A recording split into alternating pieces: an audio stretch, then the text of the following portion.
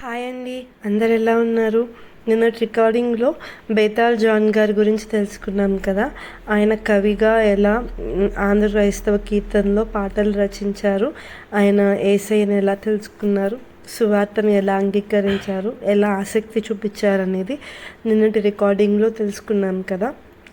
ఈ రోజు నుంచి నేను రోజుకి ఆయన రాసిన పాటల్లో ఒక పాట రికార్డ్ చేస్తాను. అంటే నా స్వరాన్ని, నా టాలెంట్ను చూపించాలని కాదు, కానీ ఆ పాటలో ఉన్న ప్రతి పదం వెనుక ఉన్న అర్థం. ఎందుకంటే తెలుగు ఆంధ్ర క్రైస్తవ కీర్తనలో పాటలన్నీ కొంచెం అచ్చ తెలుగులో ఉంటాయి కదా. వాటిని మనం రోజు వాడుక భాషలోనికి మనం అర్థం చేసుకోగలగాలని నేను ఈ ప్రయత్నం చేస్తున్నాను. అయితే చిన్న ప్రార్థన చేసుకుందాం. యేసయ్య, ఈ రోజు నుంచి ఆంధ్ర క్రైస్తవ కీర్తన పాటల్లో అర్థాలని మేము అర్థం చేసుకోవడానికి ట్రై చేస్తుండగా మీరే సహాయం చేయండి. యేసయ్య, ఆ పాటలు విని ఆ అర్థాలు తెలుసుకుని మేము నిన్ను మహిమపరిచే భాగ్యాన్ని దయచేయండి. కేవలం మిమ్మల్ని మహిమపరచడానికి, స్తుతించడానికి, కనపరచడానికి మాకు సహాయం చేయండి. యేసయ్య, మీరే తోడుగా ఉండండి. మేమేమన్నా తప్పు చెప్తుంటే మన్నించండి. ఎవరైతే వింటున్నారో వాళ్ళకున్న పరిస్థితుల్లో, ఈ కష్టంలో, నష్టంలో, ఏమైతే ఇబ్బందులు ఉన్నారో వారికి సహాయం చేయండి. ఓదార్పునివ్వండి. ఆత్మీయతలో ఇంకొంచెం ఎక్కువ లేవనెత్తండి. ఉజ్జీవాన్ని లేవనెత్తండి. యేసయ్య, శారీరకంగా, బాహ్యంగా కాదు, కానీ ఆత్మీయ స్థితిలోనికి, ఉన్నతమైన స్థితిలోనికి ఎదుగుటకు సహాయం చేయండి. ఆత్మని బలపరచుకోవడానికి సహాయం చేయండి. థ్యాంక్ యూ యేసయ్య. ఆమేన్. అయితే ఆంధ్ర క్రైస్తవ కీర్తనలో దైవారాధన, దైవస్థుతి, అందులో ఫస్ట్ కీర్తన సృష్టికర్త ప్రస్తుతి అని మొదటి కీర్తన ఉంటుంది. రాగం వచ్చేసి కాంబోజీ రాగము, తాళం వచ్చేసి ఆట అనే తాళము. ఇది ఇక్కడ ఉన్న వివరణ. ఈ పాట చివరన బేతాళ జాన్ అని పేరు రాసి ఉంటుంది. ఆయన అసలు పేరు వెంకయ్య అని నిన్నటి దినంలో మనం విన్నాం. అయితే ఈ పాటను మనం ఈ పాట యొక్క అర్థాన్ని నేర్చుకుందాం. అన్ని కాలంబులనున్న యెహోవా నిన్నెన్నాదరంబాయో కన్న తండ్రి, ఓ మా కన్న తండ్రి. వన్నెకెక్కిన మోక్షవాసాలి, సన్నుతులున్నతమయ్యుండ మున్నె నీకు. అన్ని కాలంబులనున్న యెహోవా నీనెన్నాదరంబాయో కన్న తండ్రి. ఇది మన పాటలో పల్లవి. తర్వాత చరణాలు ఉంటాయి. అయితే పల్లవిలో ఉన్న ప్రతి పదం యొక్క అర్థాన్ని మనం గ్రహించుకుందాం. అన్ని కాలంబులనున్న యెహోవా నీనెన్నాదరంబాయో కన్న తండ్రి. Jehovah who was, is and will be there in all times. Is it possible to praise you, Father? ఇది ఇంగ్లీష్ మీనింగ్. తెలుగులోని చూసుకుంటే, ఎల్లప్పుడూ ఉన్న యెహోవా నిన్ను స్తుతించడం సాధ్యమేనా తండ్రి? అలాగే మోక్షంలోని ఘనతకెక్కిన నివాసితులకు ఉన్నతమైన స్తోత్రాలున్నాయని దీని అర్థం. ఈ పదం యొక్క ఫస్ట్ లైన్ యొక్క అర్థం, అన్ని కాలంబుల, అన్ని కాలాలలో ఉన్న యెహోవా నీనెన్నాదరంబాయో కన్న తండ్రి. నీనెన్నాదరంబాయో కన్న తండ్రి, నిన్ను స్తుతించడం సాధ్యమేనా తండ్రి అని అడుగుతున్నారు ఇక్కడ.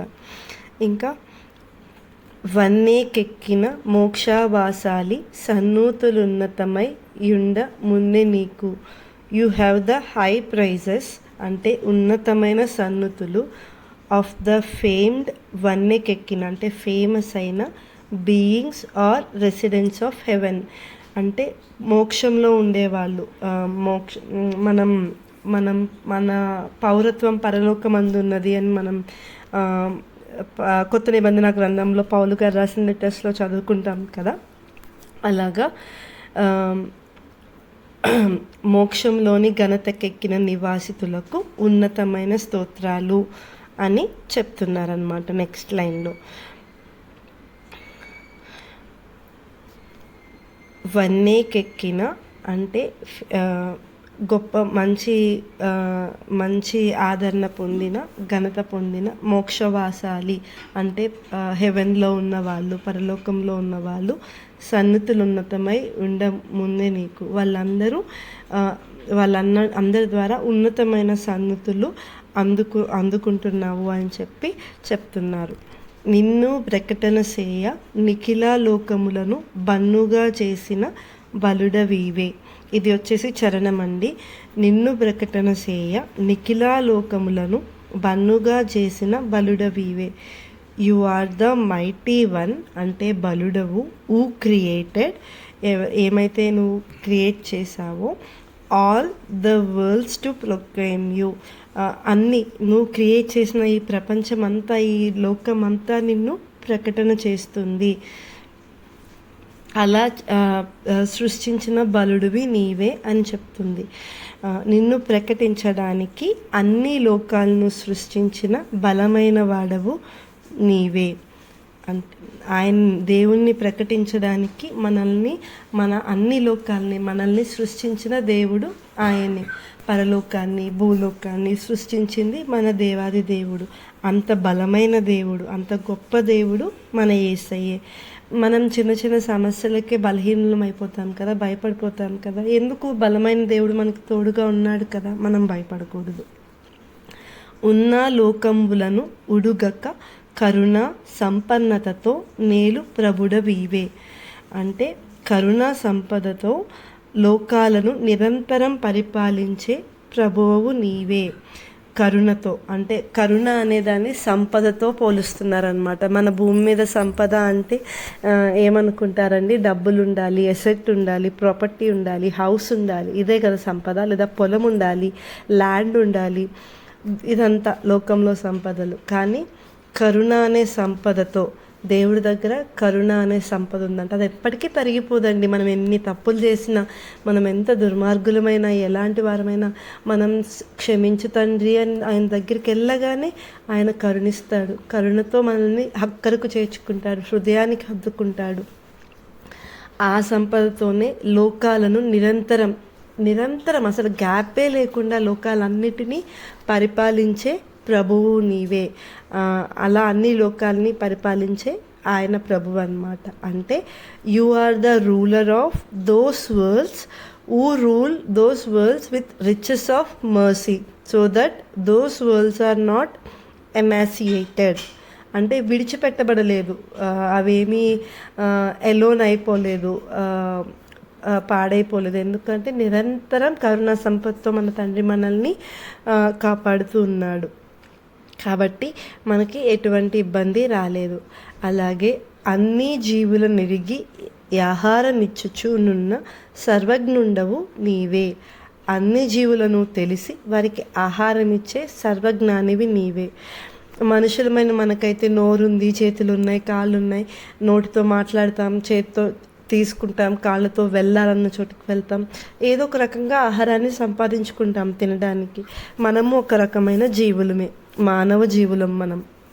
అలాగే భూమి మీద ఇంకా చాలా జీవులు ఉన్నాయి కదా, పక్షులు, మృగాలు, పురుగులు, చేపలు, అన్నీ పాకేవి, ఎగిరేవి, కింద నీటిలో ఉండేవి, ఆకాశంలో ఉండేవి, అన్నిటికీ ఆహారం ఇచ్చుచున్న సర్వజ్ఞానివి నీవే. అన్ని జీవులను తెలిసి, అన్ని జీవులు ఆయనకు తెలుసు ఏమేమి ఉన్నాయి, వాటికి ఏమేమి అవసరం వస్తుంది, ఏమేమి పెట్టి పోషించాలి, ఏమేమి ఆహారం ఇవ్వాలి అని అన్నీ తెలుసు.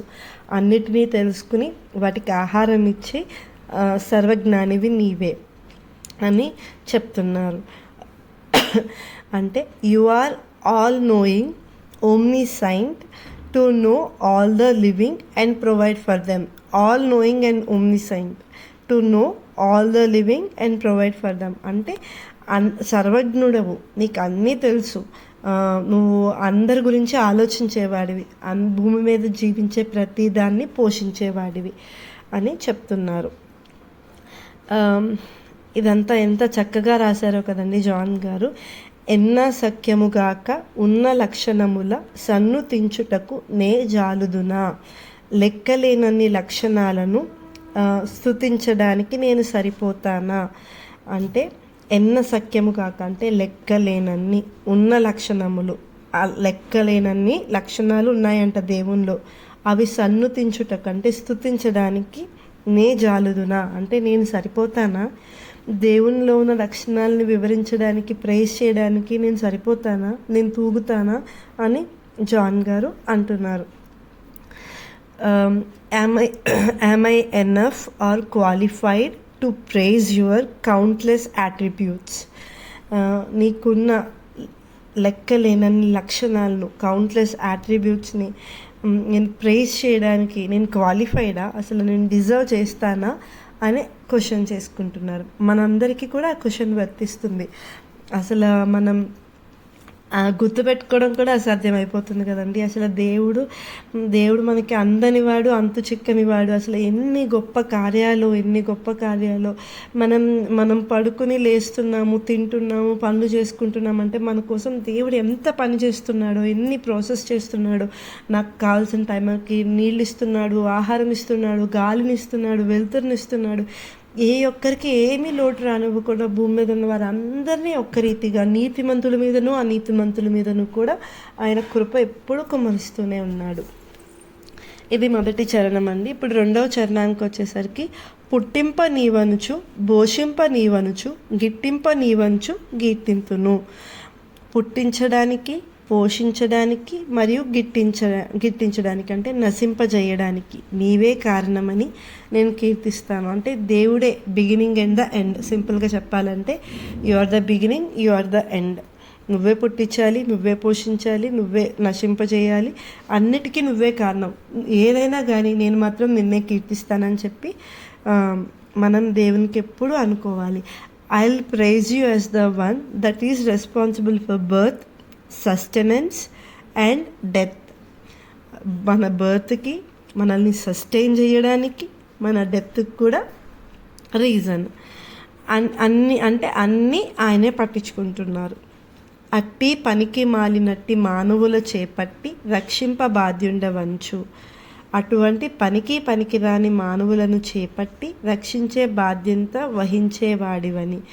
అంటే నువ్వు పుట్టించకపోతే మేము పుట్టలేము, నువ్వు పోషించకపోతే మేము సర్వైవ్ కాలేము, సస్టైన్ కాలేము, నువ్వు నశింపజేయకపోతే అసలు మేము ఇక్కడే కొట్టుకొని చచ్చిపోవాలి, ఈ సమస్యల్లో, ఈ బాధల్లో ఉక్కిరి బిక్కిరి అయిపోవాలి.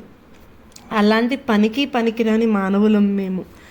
అలాంటి మమ్మల్ని చేతితో పట్టుకుని మా బాధ్యతలను తీసుకుని మీ భుజాన వేసుకుని రక్షించే బాధ్యతని వహించేవాడివని, రక్షించే బాధ్యతని రెస్పాన్సిబుల్గా తీసుకున్నావు.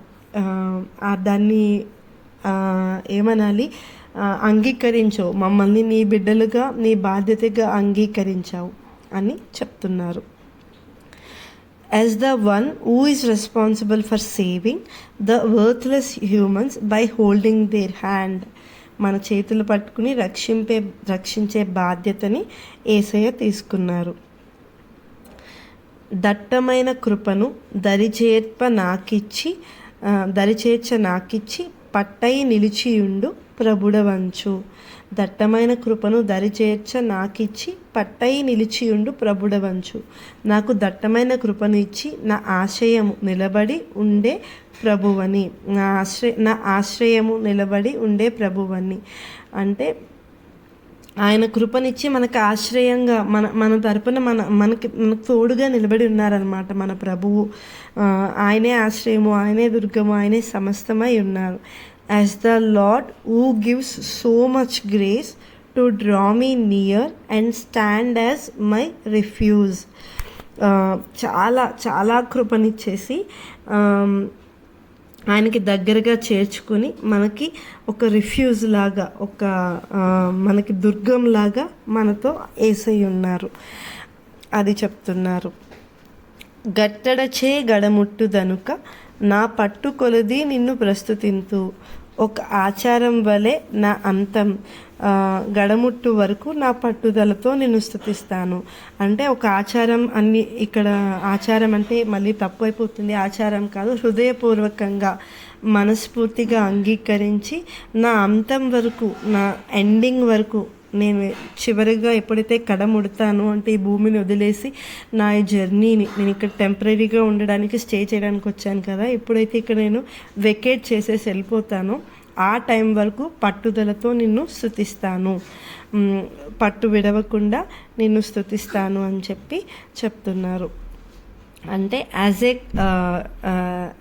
Heartfully to the extent of my end I will praise you with all my might. అంటే హార్ట్ఫుల్గా నా చివరి వరకు నేను నిన్ను ప్రైజ్ చేస్తాను విత్ ఆల్ మై మైట్. నాకున్న శక్తి కొలది, నాకున్న సామర్థ్యం కొలది నేను నిన్ను స్తుతిస్తాను అని చెప్తున్నారు. సో ఇది చరణం 2 అండి. ఇప్పుడు చరణం 3కి వచ్చేసరికి కారుణ్యనిధి వీవు కఠినాత్ముడను నేను, భూరి శుద్ధుడవీవు పాపి నేను. అంటే కరుణా సముద్రానివి నేను కఠిన హృదయుడును, చాలా పరిశుద్ధుడవు నేను పాపిని.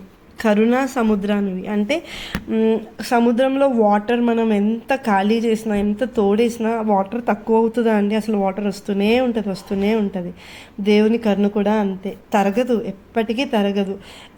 ఆ అలలు ఎలా అయితే వస్తాయో కంటిన్యూస్గా అవి అసలు పొంగుతూనే ఉంటాయి, వాటికి రెస్టే ఉండదు. దేవుని కరుణ కూడా అంతే, మన పట్ల ఎప్పుడు పొంగి పొర్లుతూనే ఉంటుంది.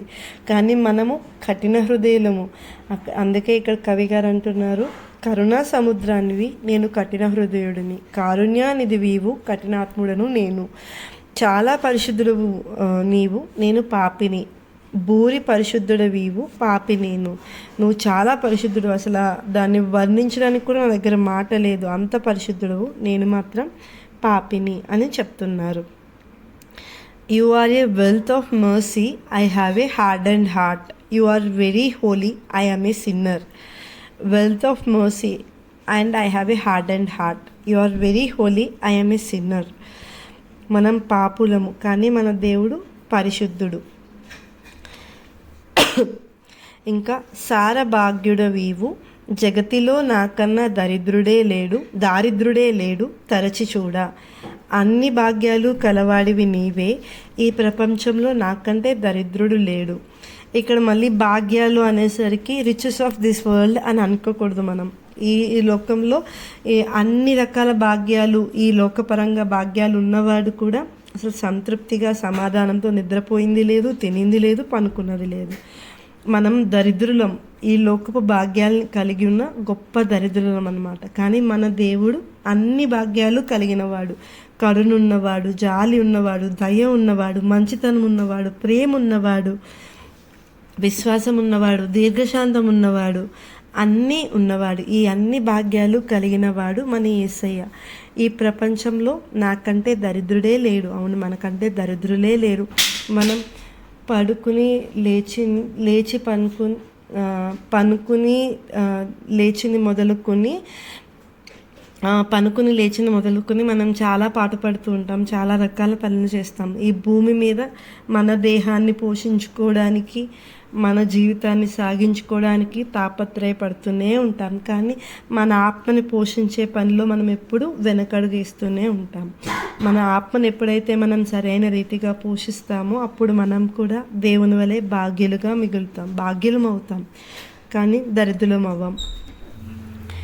ఇది దీని అర్థము. You have all wealth and none is poorer than me in the old world. నీకు అన్నీ మనం పైన చదువుకున్నట్టే all wealth and none is poorer than me in the whole world. ప్రపంచం అంతట్లో నాకన్నా దరిద్రుడు లేడు. సార సద్గుణముల సంపన్నుడవు నీవు, ఘోర దుర్గుణ సంచారి నేను. అన్ని మంచి లక్షణాలకు సంపన్నానివి నీవే, నేను ఘోర దుర్గుణాలతో సంచరించేవాడిని. అన్ని మంచి లక్షణాలు, అన్ని గుడ్ హ్యాబిట్స్ ఉన్న సంపన్న, అది కలిగి ఉన్న, ఎవరైతే వాటన్నిటిని కలిగి ఉన్నారో వాళ్ళని సంపన్నుడు అంటే కంప్లీట్గా ఫుల్గా ఉన్న వ్యక్తి. అలాంటి వ్యక్తివి ఇవే, అంటే మన దేవుడైన యెహోవాయే, యేసయ్యనే. కానీ మనము ఘోర దుర్గుణాలతో సంచరించే వాళ్ళము. అంటే ఘోరమైన దుర్గుణాలు, అవి మనం విడిచిపెట్టాల్సిన దుర్గుణాలు. అవసరం లేనివి అలాంటి వాటిని చేత్తో పట్టుకుని ఈ భూమి మీద సంచరిస్తున్నాం అన్నమాట. వాండరింగ్ అంటే అటు ఇటు తిరుగుతున్నాము. You are a wealth of all virtues. I am a nomad with horrible vices. So same. You are a wealth of all virtues. I am a nomad with horrible vices. ఏ రీతి స్తుతియింతు నే రీతి సేవింతు నేర మెన్నక ప్రోవ నేర నమ్మితి. నేను ఏ విధంగా స్తుతిస్తాను, ఏ విధంగా సేవించాలి, నా తప్పులను లెక్కించకుండా నన్ను కాపాడుతావని గట్టిగా నమ్మాను. అంటే ఇంత బ్యాడ్ హ్యాబిట్స్ ఉన్న నేను, ఇంత తప్పుగా జీవిస్తున్న నేను, అసలు నేను ఏ ముఖం పెట్టుకుని రావాలి నీ దగ్గరికి, ఒకవేళ వచ్చినా ఏ విధంగా స్తుతించాలి, ఏ విధంగా సేవించాలి. నేనైతే ఒకటే నమ్ముతున్నాను, నా తప్పులన్నీ లెక్కించకుండా నన్ను కాపాడుతావని గట్టిగా నమ్ముతున్నాను. అదే ఆశ పెట్టుకుని ఉన్నాను. How can I praise you, how can I serve you, I have highly trusted you, can you ignore my crimes. నేను కంప్లీట్గా నేను ట్రస్ట్ చేస్తున్నాను, అధికంగా నమ్ముతున్నాను. నా పాపాన్ని లెక్కించకుండా ఉంటావా, నన్ను కాపాడుతావా, నన్ను క్షమిస్తావా, కనికరిస్తావా అని చెప్పి బేతాళ్ జాన్ గారు ఇక్కడ రాయడం జరిగింది. ప్రతి పదం వెనుక ఎంత గొప్ప అర్థం ఉందో కదండి, ఎంత గొప్ప ఆదరణ కల్పించే మాటలు ఉందో కదా.